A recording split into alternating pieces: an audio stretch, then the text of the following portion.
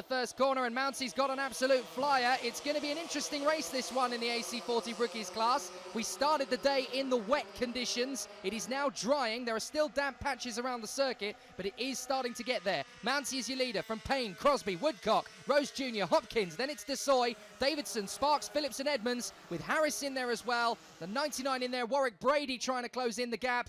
And then we look a little bit further back. Alessandro Valente is in there as well. Here they come, down the drop, through the long sweeping left-hander, and then up towards the compression complex. Championship leader, there he is, Harrison Crosby on the 69 bike. Shares the number, of course, with the late, great Nicky Hayden, of course. And it's been a very sad season to see him leave us. But at least the spirit of 69 is still right at the front end of a top motorcycle championship. Jamie Woodcock there, third in the championship at the moment, fighting his corner. Kyle Payne is having a great weekend here and could rise up from fourth position in the standings if he has a cracking meeting here in Wales. Start of lap 2 then, through Club Corner onto the Dragon Straight. That's James Rose Jr. picked out, 220 metres. This straight, James Rose Jr. about to come under pressure from Luca Hopkins. Hopkins sweeps up the inside. And round the outside for third position, that is Jamie Woodcock, has made the move round the outside of Harrison Crosby to move up into third position. That is an incredible pair of moves by Woodcock on the 17 bike and Luca Hopkins on the 41 as they go down the hill once again into the double left. There's some cracking moves in the early stages. This is a very tough circuit in karting on mini motos. This is an amazing circuit. We don't get to see these bikes out here very often. This is one of the first meetings, I think, that's ever been held around this circuit of this type, and it's producing some absolutely magic action. Through Devil's Elbow, just right there through that right hand of the track, drops away 5 or 6 feet. It's amazing. That corner, one of the greatest corners in karting. That's turn 1, Club Corner. Mountsy has got himself a good, 25 bike lengths. This is Dragon Straight, 220 metres from turn 1 up to the apex at turn 2 right there as Mountsy goes through. That's 220 metres. Fourth position is definitely up for a scrap now because Luca Hopkins is on the back of Harrison Crosby trying to make his way through with a hairpin. Doesn't make it stick. They go through this left flick, down the hill, up towards a double left. And now it looks as though Sullivan Mountsy is being caught not just by Kyle Payne, but also by Jamie Woodcock. He is going to have a three-way fight on his hands. It was a 25 bike length lead. It's not 25 bike lengths now, is it? It's about 5 or 6 bike lengths. I'm not sure what sort of issue here Sullivan Mountsy may have, but he was very quick up the straight. But that gap's been closed. Kyle Payne on the 25 in second place. That's Woodcock there in third. We've got 2 groups of 3, Jake. First battling for first, second and third, and then fourth, fifth and sixth as they go through the line now. That's Harrison Crosby, championship leader. He's under pressure though from Luca Hopkins. He's down in fourth place, started on the front row, so he's losing championship points. Now there is Ron Harris going through. Oh, that's Harrison Mackay off the circuit there at Devil's Elbow, just picking up on Ron Harris as he's battling there in position, just outside the top 10, but making good progress here at Glenagorse Park. The 66 bike, Ron Harris definitely trying to work his way through. There he is. You can actually look at him. It's eerie, isn't it? He is an absolute spitting image of a young would-be Ron Haslam. It's actually eerie looking at him. It's really strange. He's got that 1970s haircut going on that I used to have. I say I used to have.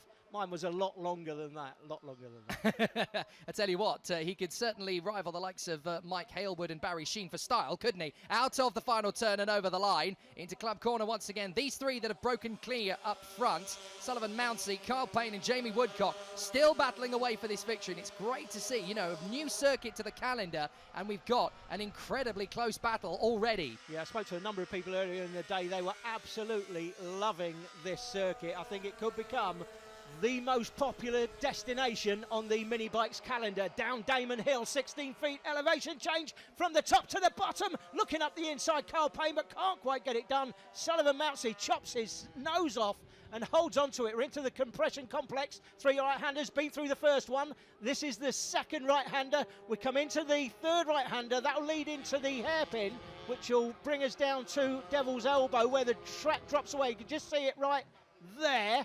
Drops away, that's Devil's Elbow, now left-handed down to Paddock Bend, and that is the final turn on the circuit. Paddock Bend, here's that battle for fourth, fifth and sixth. Hopkins with James Rose Jr. now in fifth, and Harrison Crosby's gone from the front row all the way down to 6th place, so losing championship points. Orlando Phillips, Alfie Davison, and then Harrison Desoy come next. Oh, is it the move? Payne up the inside. Move for the lead. I think we may get a change of leader as they come through that long sweeping hairpin. No, great defence from Sullivan Mounsey as they drop down Damon Hill once again. Now, keep an eye on the 44 bike leading the way. I was watching him on the last lap through the compression complex, which is just coming up here, this set of 3 right-handers. Now watch, his knee goes to the floor, doesn't quite hit the floor at this point. Second complex. Now watch, in the second corner, his knee stays firmly glued all the way through the second and third part of the apex. That's where he feels the most comfortable. They've got traffic to deal with now. This is where things can get tightened up. They do indeed tighten up, and nobody comes a cropper, and very nearly there, Woodcock is able to get the move on Kyle Payne, the 25. Doesn't make it stick, but they're certainly starting to tighten up. And look, the traffic is giving Hopkins a bit of a charge now. James Rose Jr. is all over the back of him.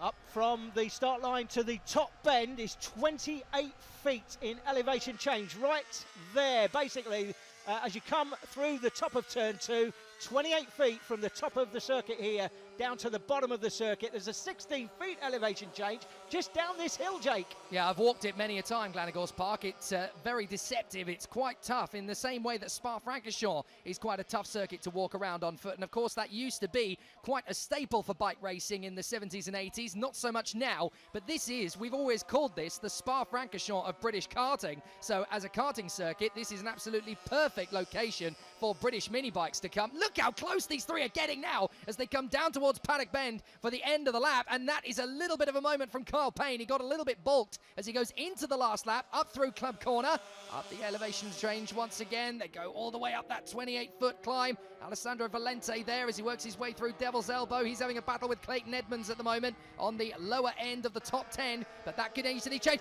Payne is having another look. Mounsey holds him off for the moment. Watch out for Jamie Woodcock in 3rd position. He's not going to give up. He gets a good bit of throttle off the turn. Down Damon Hill into the carousel, the left-hander.